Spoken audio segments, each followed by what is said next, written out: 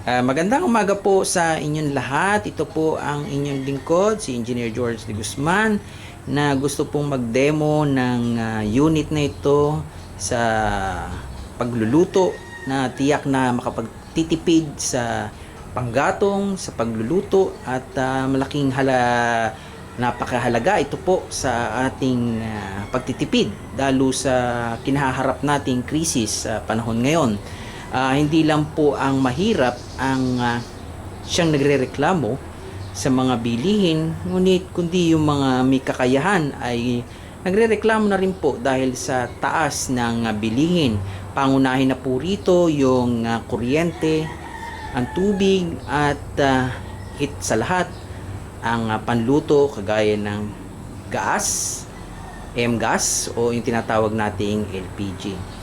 Makita po nyo sa harapang ito ay ang mga gamit, ang mga basic needs na kailangan para sa ating gagawing demo. At nandito po tayo sa lugar na kung saan nilikha ang Wonderkalan na masasabi kong kasagutan sa mga kahirapan katulad ng pagtitipid sa pagluluto, panggatong upang maibsan ang anumang hirap na nararanasan natin sa mamahaling bilihin kagaya ng M-gas, Shilane, Petron gas o yung gas na pangunahing panggatong sa mga karamihan. Andito po sa harapan ko ngayon ang mga basic needs. Kung makikita nyo ay ito po yung nilukot na papel. Andito po yung tong. Yan po yung posporo. Yan po yung kaunting uling, isang tasang uling, at yung mapapansin nyo na isang plastic na uling. Kasama ko po rito ang ating demo girl at hindi na po natin ipakikita ang kanyang mukha. At masyado po siyang maganda. Ayaw po niya ipakita yung kanyang beauty. Nandun din po yung ating igagatong, yung ating pong isasaing. Papansin nyo sa lugar na yan. Yan po ay sinaing. At yan po ay bubuksan ng ating demo girl. Ayan po, meron pong papansin nyo, meron pong kanin yan sa loob. Bigas na inunaban. At yan po ay 3 gatang. Ito po ay normal sa isang maliit na pamilya na consisting of mama, papa at yung isang anak. At gagaya po dun sa aking mga sinabi sa mga naunang videos na ito pong gamit na ito ay ubod ng tipid.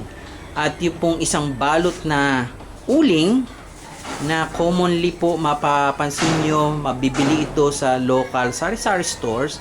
Ang halaga po nito ay 7 pesos. Sa isang maliit na pamilya na meron pong 3 membro, ang uling po ito ay magagamit nyo sa loob ng 2 araw. Hindi po ito gimmick, totoo po ito dahil kung mapapansin nyo, ang unit na ito ay may katagalan na at more than a year na po ito namin ginagamit at mula po nang ginamit namin ang unit na ito ay hindi na po kami bumili ng M-gas. Although masasabi natin na yung pong uling ay pang outdoor lang, pero ito pong lugar na ito kung mapapansin nyo ay ito po yung aming kitchen na ginagamit at ito po ay indoor. Meron lang pong exhaust. Pero ito pong aking unit ay magagamit nyo indoor or outdoor. Depende po do sa primer na gagamitin nyo para po makapag-umpisa kayo ng pagsisilab ng uling. Intended po itong video na ito sa request ng ating isang kapatid. At gaya nga po ng nasabi ko, ito pong video na ito ay ginagawa natin dahil nais nating ipakita sa mga manunood na tunay po itong ating produkto. Ngayon po ay umpisahan na po natin ang ating demo sa pag-uumpisa ng pagpapaliyab ng uling. Paunahin po dito ay gagawa po kayo ng nilukot na papel. Mga 4 pirasong nilukot na papel. Yan. Yan pong apat na nilukot na papel na yan ay nagmula po sa ikaapat na bahagi ng dyaryo. Kung mapapansin nyo po yung kagaya ng Daily Enquirer, ikaapat lang pong bahagi ng dyaryo. So means ay 1/4 sheet po ng 1 sheet ng dyaryo. Ngayon po, yung pong nilukot na papel na yan, 3 po niyan ay ilalagay doon po sa charcoal basket. Ayan po, nilalagay ng ating demo girl. Ayan. Ilalagay po, sasalansan po yan. Ngayon po, mapapansin nyo bakit 3? Meron pong natira pang isa. Ayan, ipakita po natin yung natirang isa. Yan, isang yan po ang inyong primer para magsilab yung 3. Ngayon po, bago po silaban yan, ilagay po natin yung kaunting bahagi ng uling. Ipakita po natin yung uling. Yan. Konti lang po yan. Kung mapapansin nyo, ang uling na yan ay ilang piraso at maliliit. Yan pong uling na yan ay masasabi natin, yan po yung ginagamit ng mga nagbabarbecue sakali, yung mga maliliit na piraso. Commonly po, ang gusto ng mga nagluluto sa bahay ay malalaking tipak ng uling. Pero this time po ay maliliit po yung ginagamit natin kasi ito po ay mas maganda mas madali pong paliyabin. Ayan po. Ngayon ay ipakakalat po natin, ilalagay sa tumpok sa gitna yung uling na yan. Ayan. Mapapansin nyo bakit konti lang yung uling? Kasi po, primer. Starter po ito para makapag-umpisa tayo ng apoy. Ngayon po, sisindihan po ng demo girl natin yung natitirang nilukot na papel. At habang sinisindihan po niyan, kikita nyo, yan po. Yan. Hintayin pong lumiyab ng konti. Ngayon po, yan. Habang nag-uumpisa na po yan, ilalagay naman niya po sa power yung plug.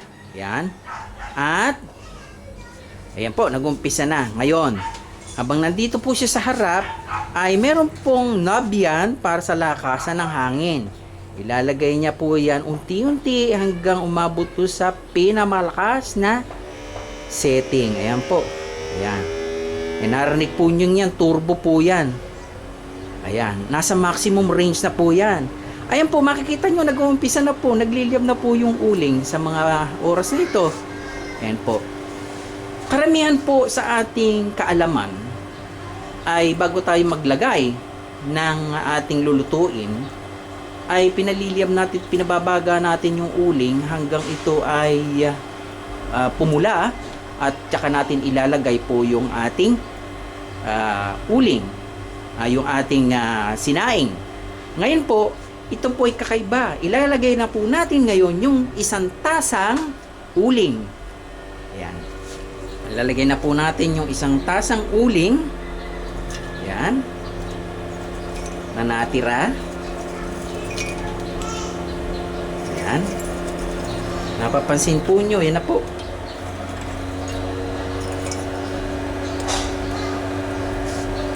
Ayan na po. Siya po ay nag-uumpisa na. Ngayon po, sa mapapansin po nyo, habang siya ay nagpapa-apoy, hindi na po natin kailangan tayo mag-intay pa. Pwede din pong ilagay yung kaldero ng sinaing. Ayan po, nakasalang na po siya. At habang po tayo ay nag-iintay sa kanya, mapapansin nyo, ito pong kala na ating ginawa at nilikha. Ayan po, nag-uumpisa na po. Ayan po, may baga na po yan, nagliliyab na po yan. Hintayin na lang po natin kumulo yan. At pagkulo po ng ating sinaing, ilalagay na mo natin sa lowest setting yung ating control hanggang ang sinaing ay maluto. Yan po yung ating maiksing demo. At naway nagustuhan nyo po ang demo na ito. At kung sino man po ang interesado sa gamit na ito, ay meron po akong email address. Ganon din po meron po akong cellphone number. At nagustuhan nyo po sana ang video nito. Meron po akong ibang produkto pa kagaya po ng upright oven para sa mga nagbe-bakery at diuling din po ito. Ito po ay super din sa tipid. At ilalagay ko rin po ito sa FB o sa YouTube. gusto po nating tangkilikin ang gawang Pilipino. At ang gawang Pilipino po ay mahusay. Kailangan lang nga po ng suporta ng ating gobyerno, gayon din po ang ating mga kababayan. Maraming salamat po, pagpalain ang bawat isa.